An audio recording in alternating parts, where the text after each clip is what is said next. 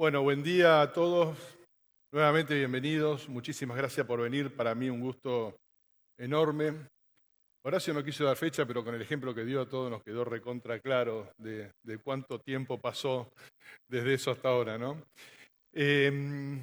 Como ustedes saben, nosotros en estos foros, este es nuestro 15º foro, exploramos año a año, tratamos de identificar cuáles son las principales tendencias en términos de tecnologías, cuáles son las principales tendencias también en términos de negocios, ¿sí? A lo largo del tiempo hemos ido acompañando todas estas cosas maravillosas y fascinantes que han pasado en toda esta época. Siempre digo que nos tocó vivir en un negocio, en una industria que estuvo expuesta a permanentes transformaciones y a permanentes cambios, y la verdad que ha sido una era fascinante. Y producto de estos años de haber estado mirando estas tendencias, de haber estado trabajando con esto, hemos aprendido algunas cosas que creo que son muy relevantes para tenerlas en cuenta e incluso para aplicarlas en lo que vamos a estar trabajando hoy, que tiene que ver con todo este tema de inteligencia artificial, metaverso. El primer aprendizaje es que todas estas nuevas tecnologías que irrumpen tienen un ciclo de vida, tienen como una especie de proceso que se repite, ¿sí? Muchas de ellas arrancan, o la mayoría, como trabajos de investigación y desarrollo en ambiente científico, en ambiente académico, incluso en ambientes militares, ¿sí? Como fue el desarrollo de GPS, por ejemplo, que se dio en el ámbito militar. Y esa fase suele llevar muchos años, ¿sí? Hasta que producto de esa investigación se detecta alguna nueva tecnología que pueda tener un impacto o una aplicación en el mundo en lo social, en el mundo del trabajo, en el mundo de los negocios, ¿sí? Cuando eso pasa, suelen aparecer un grupo de empresas, normalmente empresas líderes de la tecnología, del sector que corresponda, pero también aparecen nuevas startups que son muy dinámicas y son muy creativas y empiezan a desarrollar aplicaciones. Y este es un momento bastante clave porque es cuando se produce una especie de Big Bang, por así decirlo, de explosión de ese ecosistema que desarrolla estas aplicaciones de esas nuevas tecnologías. Y la última fase es cuando entran en juego empresas que empiezan a hacer fuertes inversiones de capital, fundamentalmente para desarrollar infraestructuras de servicio que permitan usar esas tecnologías de un modo efectivo desde el punto de vista de costo, es decir, hacer accesible esa tecnología al mercado de tal modo que usar esa tecnología termine agregando valor a las empresas. Así que este es el primer aprendizaje a lo largo de todos estos años, entender cómo funciona este ciclo de vida de estas nuevas tecnologías. Por otro lado, también hemos presenciado en todo este tiempo, hemos hablado muchísimo de transformación digital. Y una de las cosas que aprendimos, como decía Horacio recién, es que transformación digital no es solo incorporar tecnología a los procesos de negocios, ¿sí? Sino fundamentalmente producir transformaciones importantes en términos de el modo en que una compañía lleva adelante su negocio, el modo de que una compañía resuelve la experiencia de su cliente, en la oferta de productos y servicios, en la innovación que se puede hacer a partir de estas nuevas tecnologías. O sea, el concepto de transformación digital en su sentido más amplio, ¿no? De capitalizar el uso de la información, de los datos, digitalizar una compañía para generar una profunda transformación de las empresas, ¿sí? Cuando este año nos pusimos a tratar de identificar cuáles eran las tendencias en las que íbamos a trabajar, no dudamos en que inteligencia artificial y el metaverso eran dos tendencias que van a estar generando un impacto muy fuerte en el mercado en estos años, ¿sí? De hecho, cuando fuimos a chequear y a validar, World Economic Forum, Gartner, muchas compañías consultoras, año a año se toman el trabajo de tratar de identificar cuáles son esas tendencias que van a tener un alto impacto en la sociedad, en las empresas, en el mundo del trabajo, ¿sí? Y en el caso de World Economic Forum, 4 de las 10 principales tendencias tienen que ver con inteligencia artificial y metaverso. En el caso de Gartner, 3 de las principales 10 tendencias tienen que ver con inteligencia artificial y metaverso. Así que claramente estamos hoy ante una nueva oleada, si se quiere, de cambio y de transformación, apalancada por una nueva tecnología, ¿sí? Que yo creo, a título personal, y coincide mucho de lo que uno investiga cuando se pone a investigar este tema, probablemente sea la tecnología con mayor poder disruptivo que hayamos presenciado a lo largo de todos estos años, ¿sí? Entonces vamos a hacer primero teniendo esto en mente, ¿no? Entendiendo la potencia que tiene esta nueva tecnología, vamos a tratar de entender un poco cuál es el estado actual y cómo eso va a estar impactando en nuestras vidas, en nuestras empresas. Primero, para entender el estado actual de la inteligencia artificial, vamos a enfocarnos primero en inteligencia artificial. Es una tecnología que tiene más de 40 años de investigación y desarrollo. Yo recuerdo haber estado en la facultad 40 años atrás y haber escuchado seminarios de redes neuronales, de la gente en ámbitos académicos que estaba estudiando el concepto de redes neuronales, ¿sí? O sea que ya desde el punto de vista de lo que es el desarrollo, en el últimos años hubo una explosión de papers científicos describiendo los algoritmos que dieron base, por ejemplo, a los Large Language Models como ChatGPT. Hay una cantidad enorme de fundamentos teóricos para soportar la inteligencia artificial, ¿sí? Esa etapa ya está pasada, se va a seguir evolucionando, obviamente. Lo segundo es entender que muchas de estas tecnologías, para que sean viables, necesitan converger con otros desarrollos, ¿sí? En el caso de inteligencia artificial aparecen dos muy claros. Uno tiene que ver con el hardware, que posibilita, que tiene el poder de cómputo adecuado para soportar la intensidad de cómputo que demanda la inteligencia artificial, que son las famosas GPUs, las famosas interfaces gráficas, que son las mismas que se usan para el gaming, que son las mismas que se usan para el minado, por ejemplo, de criptomonedas, ¿sí? Ese hardware fue desarrollado, traccionado por eso, pero es lo que posibilita hoy ser usado y de hecho, por ejemplo, uno de los players centrales de inteligencia artificial desde el lado del hardware es NVIDIA, ¿sí? Que está enfocada en el desarrollo de los servidores específicos para inteligencia artificial y le está yendo muy bien. El concepto de parallel computing, que es la capacidad de poder procesar enormes volúmenes de información en paralelo para lograr los resultados que requiere la inteligencia artificial. Y el otro dato súper importante es que a lo largo de todos estos años de transformación digital, a lo largo de todos estos años de haber usado Internet y de haber empezado a juntar enormes volúmenes de información, yo no sé si ustedes se acuerdan, pero hace 7, 8 años atrás hablábamos como una novedad el concepto de Big Data, ¿sí? Empezaba a aparecer en escena esto de que había abundancia de información. Bueno, la abundancia de información, después vamos a ver un poco más adelante, es clave para el desarrollo de esta tecnología porque esta tecnología consume enormes volúmenes de datos para entrenar las inteligencias artificiales. Dicho esto, digamos, hoy estamos en esta fase de explosión de esto, donde ya está desarrollado un ecosistema de empresas muy potente trabajando en estas tecnologías y buscando todas las aplicaciones posibles y ya se están desplegando las infraestructuras de servicio, fundamentalmente a nivel de las cloud públicas, ¿sí? Con estos hardwares que están apareciendo en el mercado, cada vez más potentes, cada vez más baratos en términos del costo de precio sobre cada transacción que puedan manejar, ¿sí?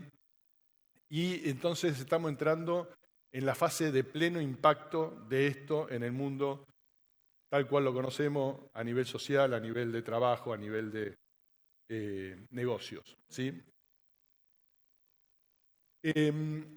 Entonces, cuando uno trata de abordar esta temática es enorme, ¿sí? Podríamos estar hablando horas y horas de este tema y es necesario enfocarse en algunas cuestiones que creo que para que sea provechosa esta jornada tenemos que salir con algunas ideas y con algunas ideas claras y entender algunos conceptos, porque creo que es lo que podemos realmente aplicar después en nuestro entorno de trabajo.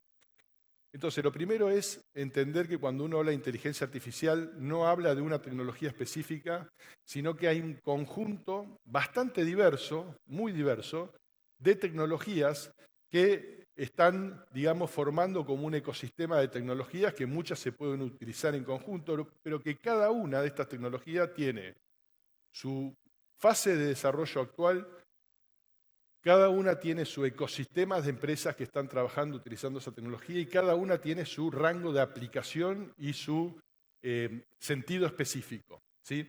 Así que vamos a hacer un rápido recorrido para tratar de ordenar esto un poco, este escenario, para tener un poco más claro. Por un lado está lo que se llaman las inteligencias de uso generales, digamos, ¿no?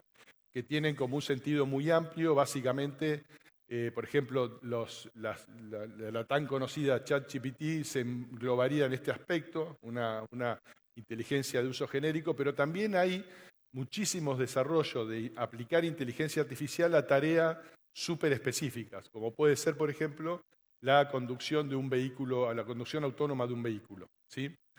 O en ámbitos industriales poder especializarse en algún proceso y entrenar a una inteligencia artificial específicamente para atender un determinado proceso industrial, ¿sí? Entonces es una primera gran división.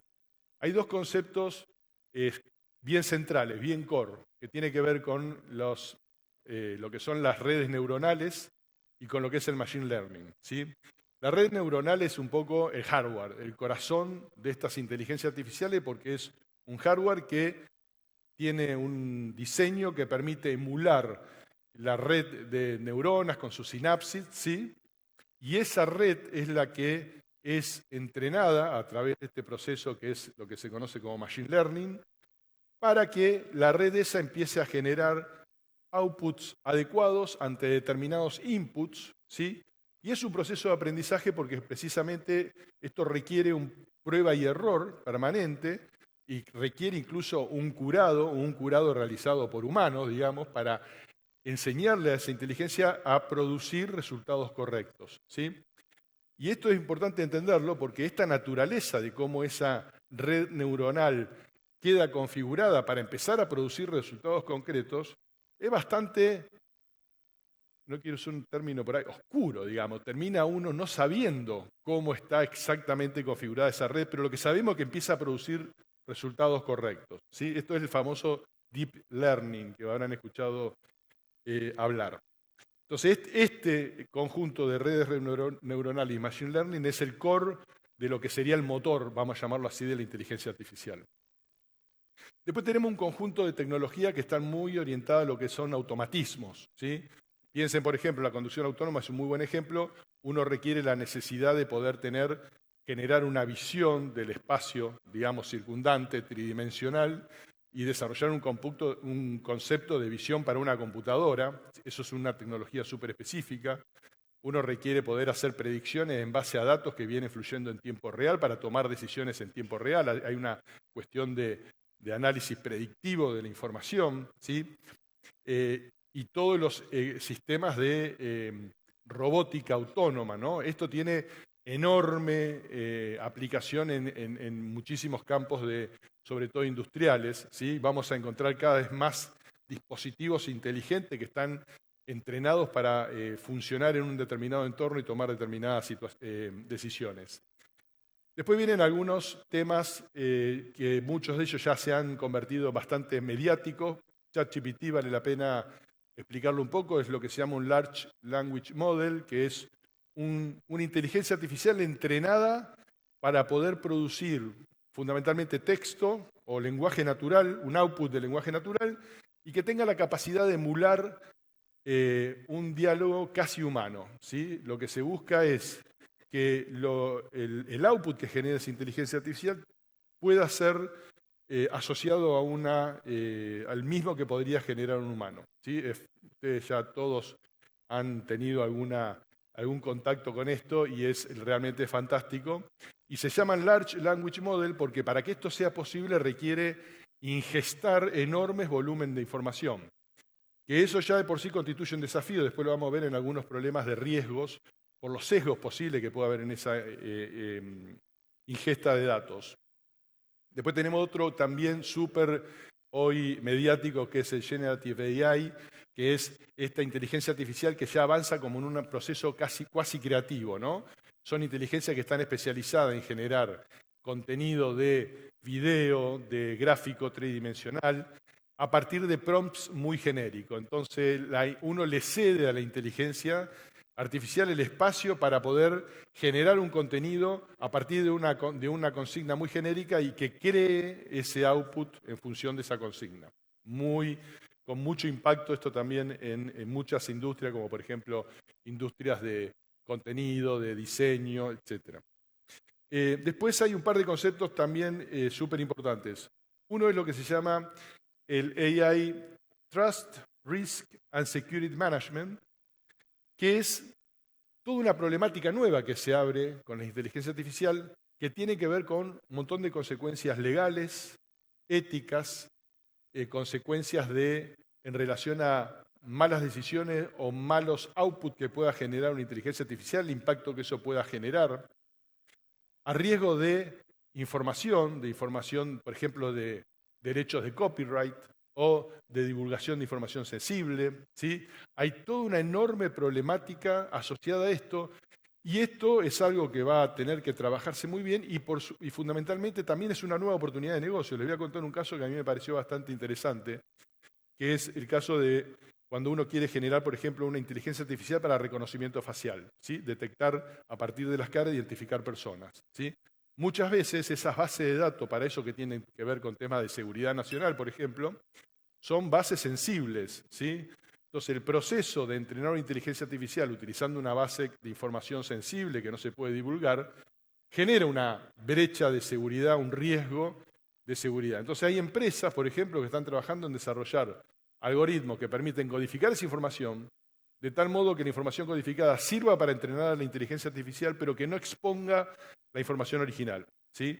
Entonces fíjense cómo hay todo un mundo de situaciones que hay que resolver, que hay que atender y que van a significar enormes oportunidades de negocio, pero también van a poner exigencias en el tratamiento que se haga de esta inteligencia artificial en el mundo de los negocios. Otro dato súper importante para completar este panorama es el tema de que ya estas inteligencias están habilitando las interfaces de APIs y los plugins para que estas inteligencias artificiales puedan ser embebidas y utilizadas en el desarrollo de un montón de aplicaciones y sistemas. De hecho, ya muchas de las aplicaciones que hoy utilizamos en el mundo del trabajo, sistemas como Salesforce, por ejemplo, o aplicaciones que tenemos en el celular, ya usan herramientas de inteligencia artificial, ¿sí? A través de estas APIs, a través de estos plugins. Y el último punto súper relevante también que tenemos que entender es que hay todo un avance fuertísimo en todo lo que sea lo que es el Natural Language Processing, se llama, que es programación en lenguaje natural, que es que uno va a empezar a actuar con esto, va a interactuar con estos automatismos a través del lenguaje natural, pero ese lenguaje natural va a permitir generar código. De hecho, muchos deben haber visto cómo ChatGPT genera un código apto para ser metido programar una computadora a partir de una instrucción en lenguaje natural, ¿sí? Necesito un código que me haga tal cosa y eso ChatGPT genera el código. Entonces, es como que está apareciendo, irrumpiendo un lenguaje de programación de muy alto nivel que es el lenguaje natural, ¿sí? Esto también va a generar una disrupción enorme. Entonces, con este panorama en mente, digamos, está bueno empezar a entender justamente estas cosas para ver qué tecnología es aplicable para qué cosa, ¿sí? Y a nosotros nos va a tocar esa tarea, ¿no? De explorar a ver las aplicaciones que podemos tener cada uno de nosotros en nuestras industrias que nos movemos.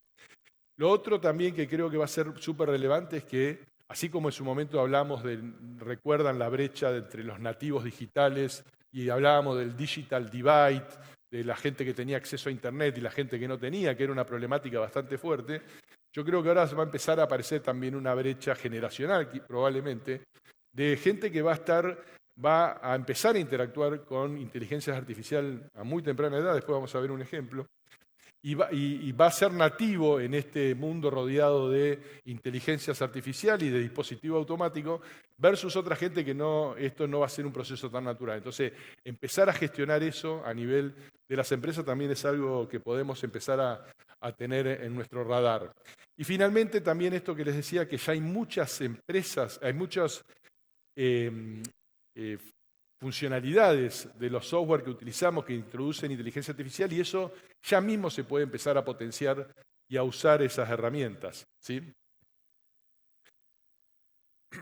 Bueno, en relación al impacto en los negocios de la inteligencia artificial, es casi que es más fácil ir por la negativa que por lo positivo, digamos. Es más fácil decir, es probable que no haya industria, no haya área funcional de una empresa, no haya proceso de negocio que no vaya a ser impactado por esta tecnología, ¿sí? Yo creo que esto va a ser algo que va a irrumpir y va a entrar across de todas las verticales de negocio, across de todas las áreas funcionales, across de todas las industrias, ¿sí? Es enorme la posibilidad de utilizar esto en el mundo del trabajo. Por ejemplo, las plataformas de colaboración que en la mayoría de las empresas utilizamos ya están empezando a incorporar inteligencia artificial, por ejemplo, para hacer una transcripción online de una reunión. En algunos casos, yo no lo vi todavía, pero sé que ya está muy... De hecho, ayer salió, habrán visto el video de Messi hablando en inglés, traducido por una inteligencia artificial, y el tema de traducción simultánea y uno poder acceder a una reunión a la traducción simultánea es algo que, si no está listo, va a estar en muy breve tiempo. Que la inteligencia artificial haga una minuta de una reunión e identifique los next steps de lo que se acordó en la reunión, eso está casi ya disponible. Y así uno puede ver el impacto que esto tiene en todos los ámbitos de negocio. En el ámbito, por ejemplo, de la salud, el impacto que puede tener usar estas herramientas es enorme. Así que, de hecho, cuando uno mira, bueno, a ver qué está pasando con esto, lo que ya se ven es estos ecosistemas de empresas que están enfocados en ya en este momento desarrollar estas aplicaciones bien específicas para cada uno de estas tecnologías. Tenemos ahí un mapa que muestra por ejemplo, exclusivamente lo que es Generative AI para lo que son Virtual Worlds. Ahora después vamos a hablar del metaverso, ¿sí? Una herramienta que permite generar ese contenido. Startups que están usando Deep Learning para esto. Yo no sé si recuerdan un dato interesante, ¿no? Ya pasaron, me estaba acordando esta mañana, googleé, ya pasaron casi 10 años desde que AlphaGo, que fue la inteligencia artificial de Google, DeepMind se llamaba en ese momento, le ganó por primera vez a un maestro de Go. Fue la primera vez que una máquina venció a un maestro de Go. 7 años pasaron de eso. O sea, fíjense todo el trabajo que hay detrás de estas tecnologías, ¿no? Y también hay un mapa de las tecnologías que están así a nivel de cada industria y uno ve que esto es across de toda la industria. Ese es el lado vamos a llamarlo así, de la oferta. Del lado de la adopción, ya hay innumerables casos. También buscar ejemplos es bastante... elegir un ejemplo es no contar todos los otros, ¿no? Pero para mencionar algunos, hay por ejemplo Stripe, que es una red de validación de transacciones comerciales que usa inteligencia artificial para encontrar patrones de ciberdelincuencia, digamos, de fraudes. Slack, que es una red social empresaria que utiliza elementos de inteligencia artificial como asistentes virtuales. Duolingo en todo el tema de capacitación. El mundo de la capacitación es enorme lo que se puede hacer con esto. Snapchat es interesante porque va a esto que hablábamos de la diferencia generacional, ¿no? Snapchat no se usa mucho en Argentina, me parece, pero es una red social bastante popular en adolescentes y niños, fundamentalmente en Estados Unidos, y disponibilizó un asistente virtual con inteligencia artificial para acá. O sea, cada niño o adolescente tiene su propio asistente virtual. Ahí va a empezar a moldearse una nueva modo de interacción social. Bueno, hay muchísimos ejemplos ya de adopciones y del impacto de esto. De vuelta, pensando en ideas fuertes que creo que son muy valiosas para que podamos salir de hoy con algunas ideas interesantes. Limitaciones de la inteligencia artificial. ¿Por qué es importante hablar de las limitaciones? Porque, bueno, hablar de las limitaciones nos baja a tierra, nos aterriza algunas de las cuestiones que realmente pueden ser abordadas con inteligencia artificial, cuáles no aplican y qué podemos estar haciendo con cada una de estas tecnologías en función de estas limitaciones, entender mejor su foco de aplicación.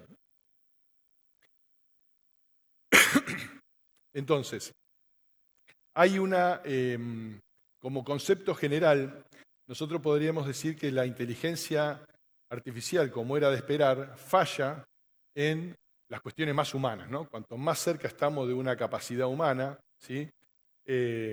Empiezan a fallar, ¿sí?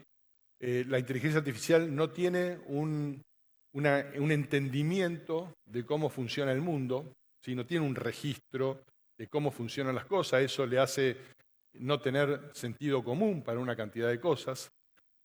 La inteligencia artificial puede dar una respuesta correcta, pero no sabe por qué esa respuesta es correcta, y puede dar una respuesta falsa y nunca enterarse que dio una respuesta falsa, ¿sí? Entonces, hay unas limitaciones bastante poderosas en relación a esto, porque efectivamente las inteligencias artificiales entregan respuestas absolutamente correctas en algún porcentaje de los casos. Hay un término hasta estadístico, hay un espacio vectorial de respuesta, algunas correctas y algunas no correctas, ¿sí? En general las respuestas son correctas, pero no siempre lo son. Entonces, hay una problemática asociada a esa cuestión. La inteligencia artificial no comprende las emociones humanas, no entiende bien los ámbitos donde eso se pone en juego. No es muy buena para planificar acciones para lograr un objetivo en el tiempo, para estructurar una serie de pasos para lograr un objetivo, ¿sí? Entonces, esto está bueno porque entender estas limitaciones está bueno porque ya hay como un debate instalado en la sociedad del impacto. De hecho, salieron algunas estadísticas muy preocupantes. Siempre pasa lo mismo cada vez que aparece una nueva tecnología. Hay como un miedo a, bueno, cómo eso va a afectar a los puestos de trabajo actuales, al mercado del trabajo. Y la realidad es que claramente va a haber un impacto, ¿sí?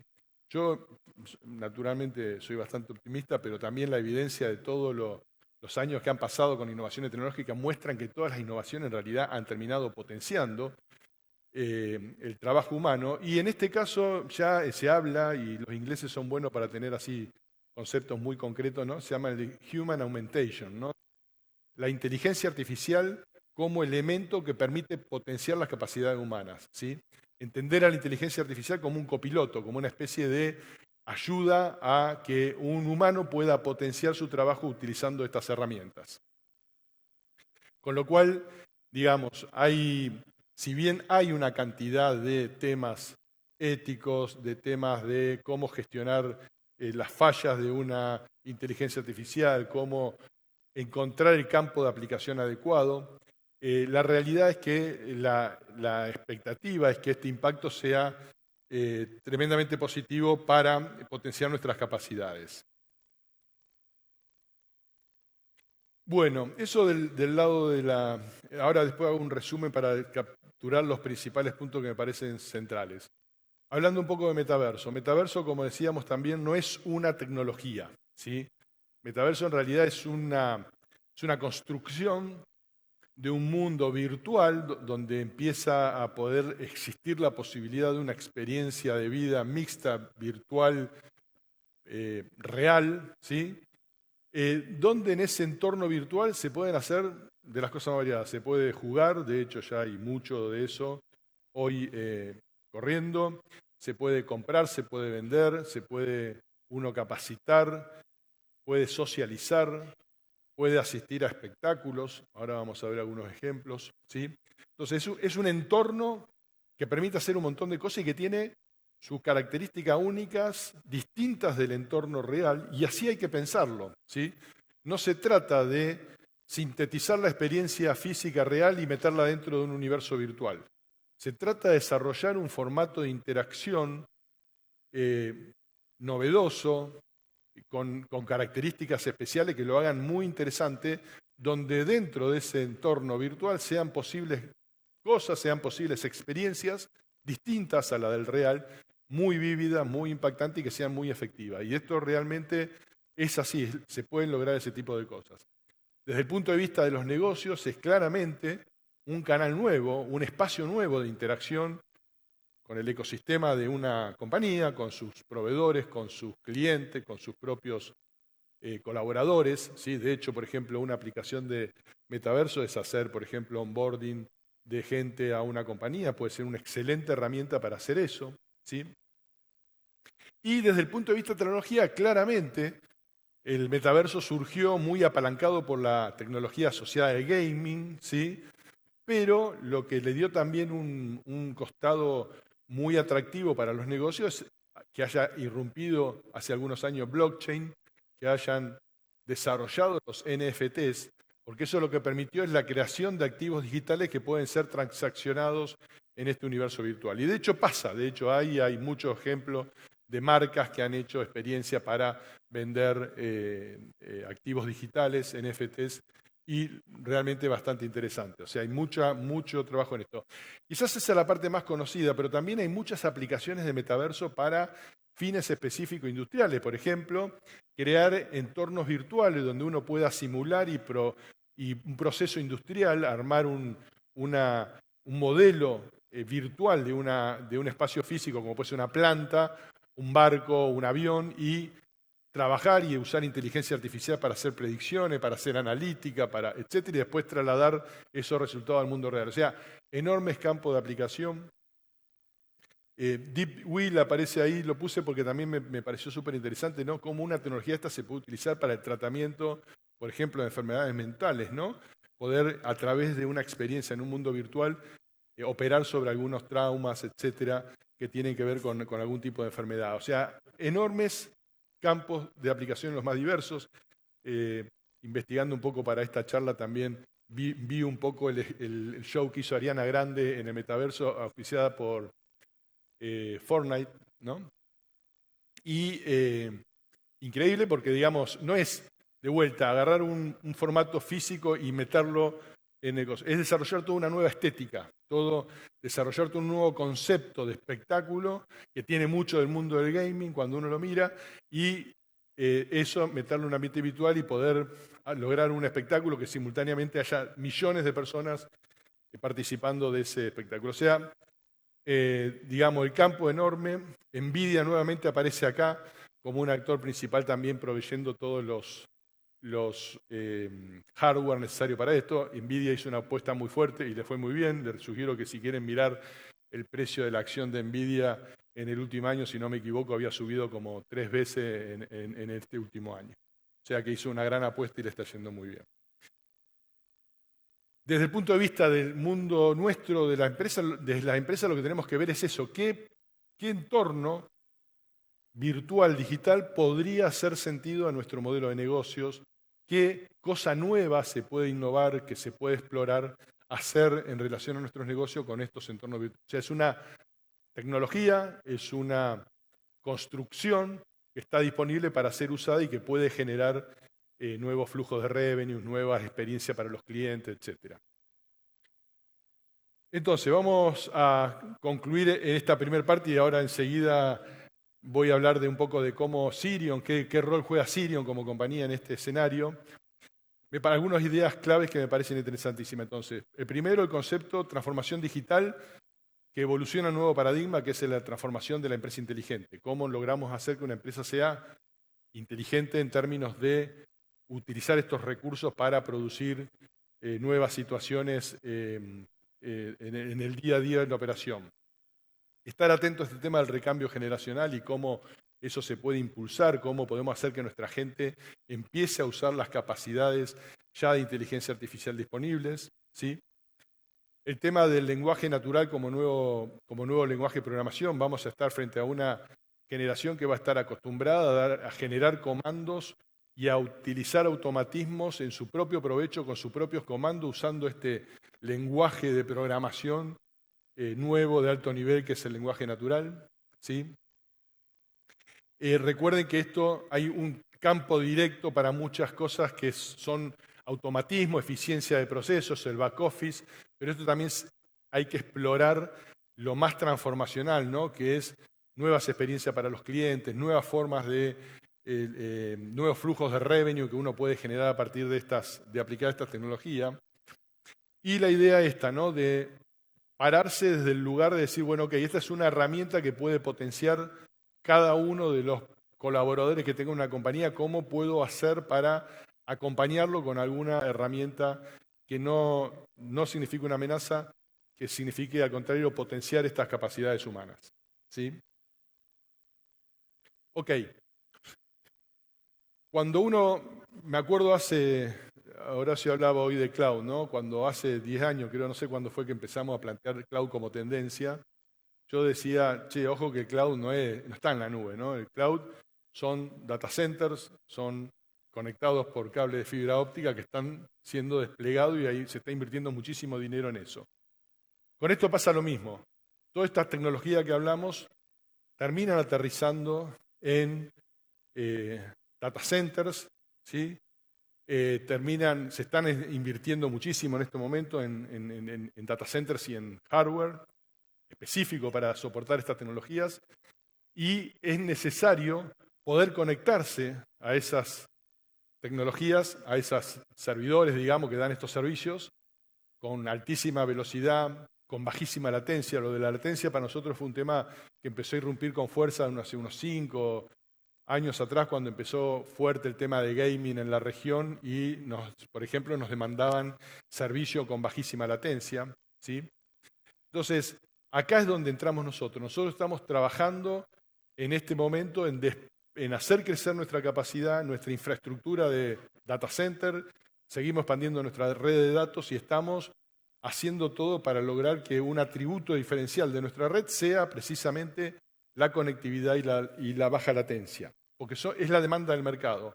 Estas aplicaciones requieren tener ese poder de cómputo en el edge, en el borde, cerca, con baja latencia, con alta capacidad de acceso y con altísimo poder de cómputo. Entonces, toda esa infraestructura tiene que estar desplegada en estos data centers.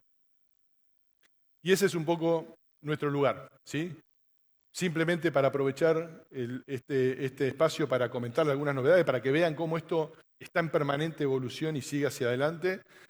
Estamos desplegando en la región la infraestructura de Bare Metal Cloud, que es básicamente un servicio de infraestructura as a service. Es la posibilidad de que un cliente nuestro acceda a un servidor físico, ya no una máquina virtual, sino un servidor físico en el edge, digamos, en el borde, cerca de donde lo necesite, en cualquiera de todos nuestros data centers en la región, en Latinoamérica, y obviamente con todas las herramientas de entorno de configuración, de monitoreo, de seguridad, digamos, de poder subir la capacidad instantáneamente. Bueno, hay toda una cantidad del entorno de ese servidor físico que lo convierte en un formato as a service, ¿sí? Esto es súper importante. Ya se arrancó con el despliegue de infraestructura en la región y vamos a seguir el año que viene con un plan de despliegues en toda Latinoamérica. El otro tema y súper interesante también es que a lo largo de todos estos años, cuando empezamos con estos foros, 15 años atrás, las redes privadas virtuales eran privadas, las redes privadas eran privadas. Hoy eso cambió bastante, la topología de la red, la arquitectura de las redes cambiaron, de la mano de que hoy las empresas han migrado muchísimas cargas de cómputo a las nubes, de la mano de que hay lo que se llama Bring Your Own Device, que es que cada empleado puede conectarse a la red corporativa de su celular, de su tablet, de su PC, de la mano del trabajo remoto, de la mano del acceso a los distintos contenidos, necesidad de acceder a Google, necesidad de acceder a Facebook, necesidad de acceder a lo que sea. La topología de las redes cambió, ¿sí? Y también cambiaron las problemáticas de seguridad. Sí, se hizo desde ya más compleja, pero hay una seguridad asociada al entorno cloud, hay una seguridad que tiene que ver con el entorno web de acceso de una empresa, hay una seguridad perimetral de un borde que no está tan preciso. Entonces la tendencia en relación a esto es que se está desarrollando un concepto que es que la red, la seguridad esté embebida en la red y cuando uno tenga un port de comunicaciones, en ese port de comunicaciones resuelva toda una cantidad de servicios de conectividad, pero también toda una cantidad de servicios de seguridad. Así que esa es también la evolución que estamos trabajando para nuestros servicios y también estamos empezando a desplegar estas infraestructuras en la región. Y la otra novedad súper importante de este año, ya como Sirion, ¿sí? Llevamos ya un año funcionando como Sirion y hemos pegado como un salto adelante en acelerar los procesos de inversión y de despliegue de infraestructura en la región. Acabamos de anunciar hace muy poquito tiempo el nuevo data center en Chile, nuevo data center en Perú, data center de una generación distinta a la de los 14, 20 data centers, nunca me acuerdo el número que tenemos, 18 data centers que tenemos. Esta es una escala superior. Los data centers normalmente estaban en un rango de 4 megawatts. Estos data centers están en el rango de los 20 megawatts, ¿sí? Con condiciones, obviamente, con todos los requerimientos nuevos que hay en términos de todas las normas a cumplir, por ejemplo, todo lo que tiene que ver con el uso eficiente de la energía, ¿sí? Y estamos convencidos que esta infraestructura que se despliega, porque acá conecto un poco con la visión del negocio nuestro, ¿no? Nosotros cuando vieron todo ese ecosistema de empresas que mostré antes, todo ese ecosistema de empresas reside en los data centers. Los proveedores de software as a service, los proveedores de contenido, los proveedores de empresas que hacen algún desarrollo específico, las cloud públicas desde ya, con todos sus motores de cómputo, inteligencia artificial, etc. Entonces, nuestra visión es que nosotros queremos generar esa infraestructura para que esos ecosistemas se desarrollen en estos data centers.